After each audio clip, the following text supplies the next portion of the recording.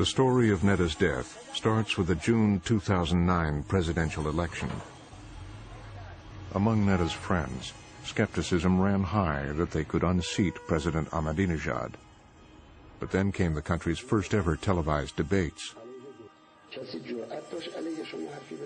Over the course of the night, the president was put on the defensive. He says, "Why do you call me a dictator?" Well, I did not say you are a dictator, but your method definitely leads to dictatorship. Opposition leader Mir Hossein Mousavi gained massive support, and those who wanted change felt new hope. Among them, Neda's friend, Dilbar Tavakoli. I always thought boycotting the election was like saying no. This time I had a different feeling. I was encouraging everybody to vote, either for Karoubi or Mousavi. It didn't matter. Neda wasn't a Mousavi supporter. It was a voice of protest, not in support of a particular candidate, but everyone's voice of protest.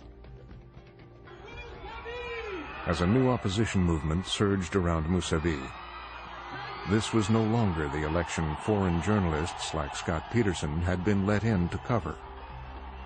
Tens of thousands of people on the streets for their candidate and for both candidates. In fact, it was an extraordinary build-up to the election. But for the reformists, thoughts of victory gave way to new fears. Just a few days before the vote, there was a rumor that swept the text messaging system, and that was that Ahmadinejad's people had imported 2 million pens with disappearing ink. And of course, the point was that all of these people who would turn out to vote for Mousavi, their votes would be nullified because within an hour or two that mark would disappear, and therefore it wouldn't matter. So just something like that, a rumor which is fed by text messages, meant that almost every single voter that I saw on voting day was carrying their own pen. Election day, June 12th. Both sides turned out in force, even those who'd stayed away before.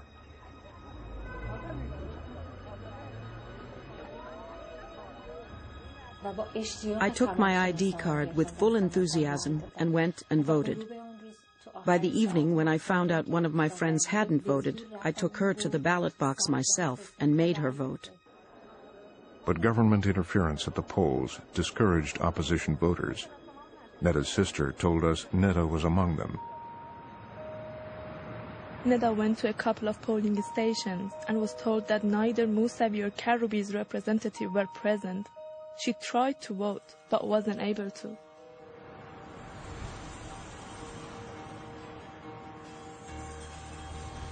Opposition supporters said they couldn't trust the officials manning the polling stations.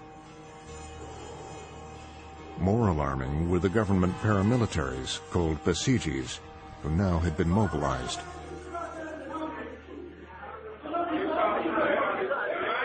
Late afternoon of election day, the Basiji militia struck, entering Mousavi headquarters.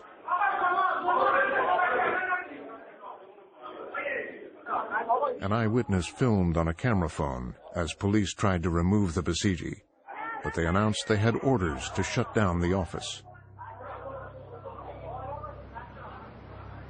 Then, a few hours later, another blow to the opposition.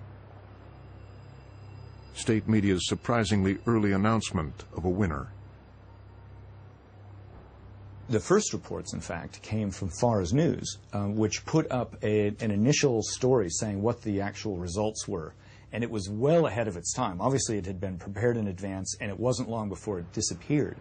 But we had this initial statement that Ahmadinejad was doing very, very well. But across Tehran, the opposition was projecting its own victory.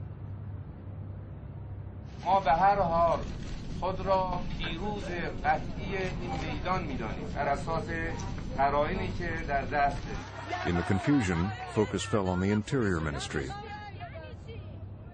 where the votes were supposed to be counted. It was probably around 10 o'clock, and still some of the polling stations were not yet closed, but we were surprised to see that right there where the Ministry of Interior building is, which is of course where they were going to do all the voting and the tabulations for this election, they sealed it off with concrete There were 3 layers of police cars that were also lined up, and then riot police had been marshaled behind that. What went on inside the Interior Ministry that night, and whether the votes were fully counted, remains unclear. But outside, for supporters of President Ahmadinejad, the election seemed to be over.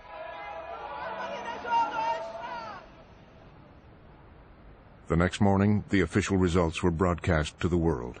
The Iranian Interior Minister said the election procedures are very clear and the government abided by law in all voting stages. Somehow that day felt like the end of everything. And the worst feeling was that I had unwittingly helped them gain that legitimacy. آقای محمود احمدی نژاد 24,527,516. Much was made of Ahmadinejad's margin of victory. Ahmadinejad broke the 1997 record of former President Mohammad Khatami, who got 63% was exactly the figure leaked the previous night, before the polls had closed. Meanwhile, Hossein Mousavi has strongly protested the vote, calling it a charade. One reporter from Press TV, Iran's state English-language station, was shocked at her channel's reports. So my colleague calls, and he said, like, why aren't you at work? And I just said, I'm not coming to work. And he said, oh, wow, well, maybe you can come tomorrow. Maybe we can get someone else to do the show today. I'm like, no, I'm really not coming to work anymore because I'm not happy with the coverage of this network. I cannot do this. Faranak quit state TV in protest and took to the streets.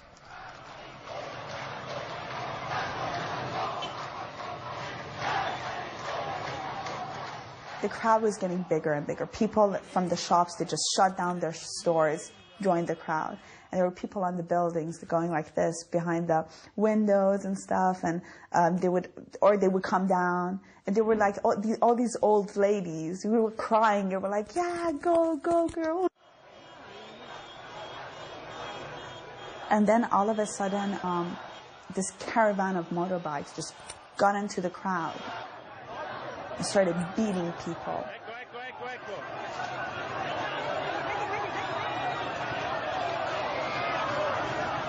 A special unit of riot police had been dispatched, trying to take back the streets.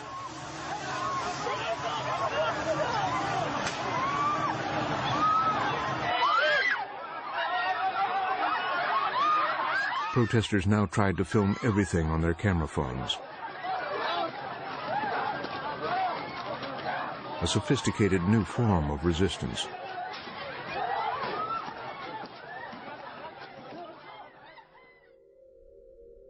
Neda's sister tells us Neda was part of the protest. Neda went to every single demo, all of them. It was during one of those protests that a woman in black chador came up to her and said, "My girl, why don't you dress a little bit more conservatively for these demos? Because I know these animals. They have real psychological issues and usually go after the beautiful ones. And you are a really pretty girl."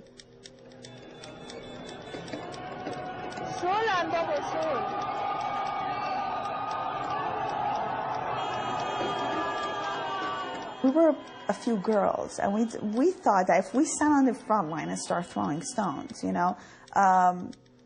the police would be more hesitant to shoot at a girl or beat a girl. Little did we know that we would be the first people to get actually attacked.